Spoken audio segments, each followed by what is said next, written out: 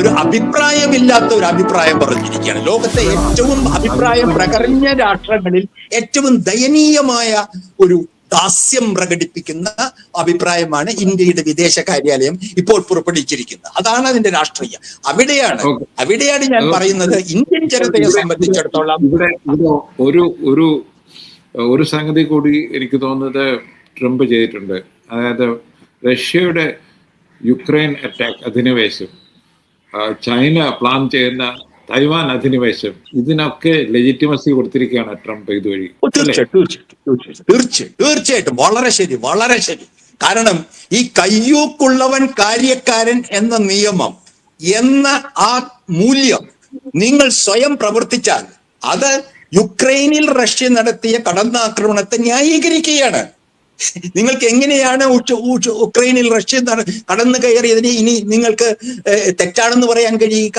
നാളെ China Taiwan പിടിച്ചടക്കിയാൽ അത് അവരുടെ സ്വാധീന മേഖലയിൽപ്പെട്ട അവർക്ക് അവകാശപ്പെട്ട വെനിൻസുലയും അമേരിക്കയുമുള്ള ബന്ധത്തെക്കാൾ എത്രയോ വലിയ ബന്ധമാണ് വംശീയമായും രാഷ്ട്രീയമായും ചരിത്രപരമായും ഈ ചൈനയും തൈവാനിലെ ജനങ്ങളും തമ്മിലുള്ളത്.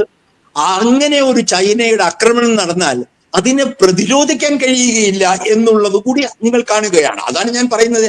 അങ്ങനെയെല്ലാം ഉള്ളപ്പോൾ ഇന്ത്യയിലെ മോഡി ഗവൺമെന്റ് അതിനെ എതിർക്കുന്നില്ല എന്ന് മാത്രമല്ല, ഇന്നലെ ട്രംപ് പറഞ്ഞിരിക്കുന്നു, അദ്ദേഹത്തിന് എന്റെ മനസ്സ് നന്നായി അറിയാം, മോഡിക്ക് നല്ലോണം അറിയാം, എന്നെ വെറുതെ പിണക്കണ്ട, എന്നെ സന്തോഷിപ്പിച്ച് നിർത്തലാണ് രാഷ്ട്രീയമെന്ന് നല്ലവണ്ണം അറിയുന്ന സുഹൃത്താണ്. അതുകൊണ്ട് അതിവേഗം അദ്ദേഹം റഷ്യയിൽ നിന്ന് എണ്ണ മേടിക്കുന്നത് നിർത്തുമെന്ന് പരസ്യമായി പറഞ്ഞിട്ടും പ്രതികരിച്ചിട്ടില്ല.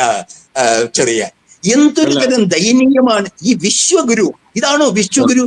ഇതാണോ ഹിന്ദു രാഷ്ട്രത്തിന്റെ ദേശീയത? ഇതാണോ ആത്മാഭിമാനം? അത് നമുക്ക് മനസ്സിലാവും. അതുകൊണ്ട് തന്നെയാണ് സോഷ്യൽ മീഡിയയില് സംഘി, അതായത് RSS BJP ഹാൻഡിലുകള് നമ്മൾ ഇതുപോലെ POK പിടിക്കണം, ബംഗ്ലാദേശിൽ ചിക്കൻ നെക്ക് ഫ്രീ ആണ് എന്നൊക്കെ പറഞ്ഞൊരു ക്യാമ്പയിൻ അവര് ഇൻഫോർമൽ ആയിട്ട് തുടങ്ങിയിട്ടുണ്ട്.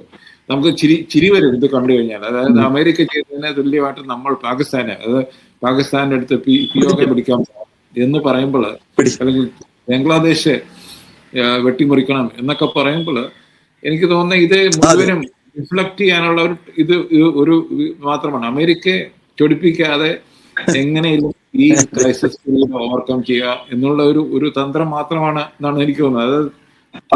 അതായത് നമുക്ക്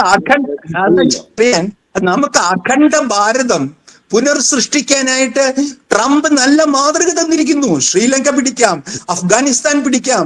അപ്പൊ അതുകൊണ്ടായിരിക്കാം RSS ഹാൻഡിലുകളും RSS നേതൃത്വവും ഇത്ര ദാസ്യം നമ്മുടെ പരമാധികാരത്തിന്റെ, ഇന്ത്യൻ പരമാധികാരത്തിന്റെ, ഇന്ത്യൻ സ്വാഭിമാനത്തിന്റെ, ഇന്ത്യൻ സ്വാതന്ത്ര്യ സമരത്തിന്റെ പാരമ്പര്യത്തെ കാര്യമാക്കാതെ ഈ അമേരിക്കൻ നിലപാടുകൾക്ക് ഏക രാജ്യം ലോകത്ത്, ഞാൻ പറയുന്ന അഭിപ്രായം പറഞ്ഞതിൽ ഏക രാജ്യം, എന്തിന് യൂറോപ്യൻ രാജ്യങ്ങൾ, യുണൈറ്റഡ് നേഷൻസ്, ഇവർ പോലും പറഞ്ഞത് പറയാൻ കഴിയാത്ത ഒരു അവസ്ഥയിലാണ് RSS സർക്കാർ, ഇന്നത്തെ ഇന്ത്യൻ യൂണിയൻ സർക്കാർ എന്നുള്ളത് നമ്മളെ ചിന്തിപ്പിക്കണം.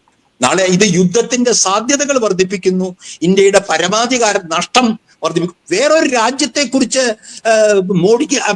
ട്രംപിന് ഇങ്ങനെ പറയാൻ കഴിഞ്ഞോ? ചൈനയെ കുറിച്ച് പറഞ്ഞോ? റഷ്യയെ കുറിച്ച് പറഞ്ഞു?